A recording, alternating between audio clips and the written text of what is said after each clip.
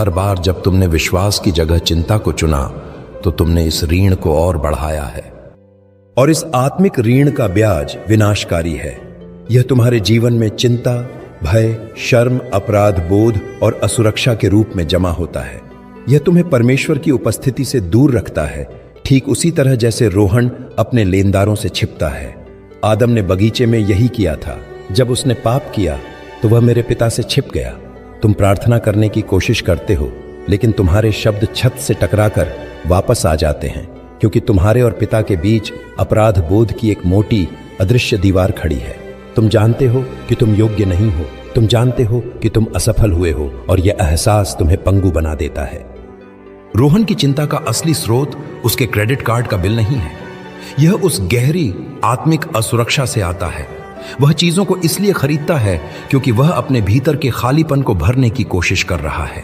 वह दूसरों को दिखाने की कोशिश कर रहा है कि वह सफल है, क्योंकि वह अपनी कीमत अपनी संपत्ति में खोजता है। उसका वित्तीय ऋण उसकी आत्मिक बीमारी का केवल एक लक्षण है।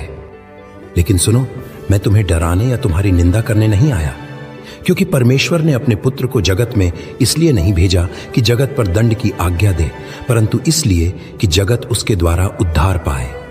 यूहन्ना 3:17। मैं तुम्हें आजाद करने आया हूं।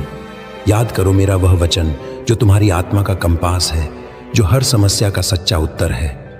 परंतु पहले तुम परमेश्वर के राज्य और उसके धर्म की खोज करो, तो ये सब वस्तुएं भी तुम्हें मिल जाएंगी।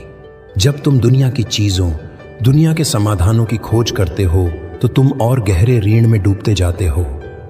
दुनिया रोहन को क्या सलाह देगी?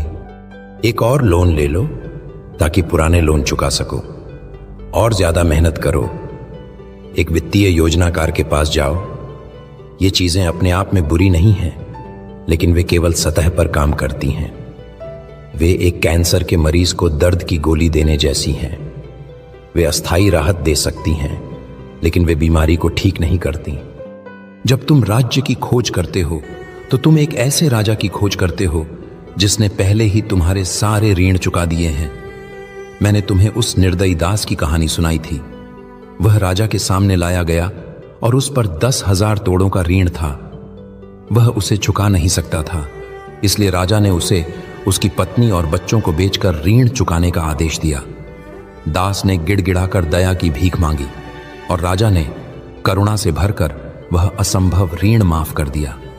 उसने उसे पूरी तरह से बिना किसी शर्त के आजाद कर दिया।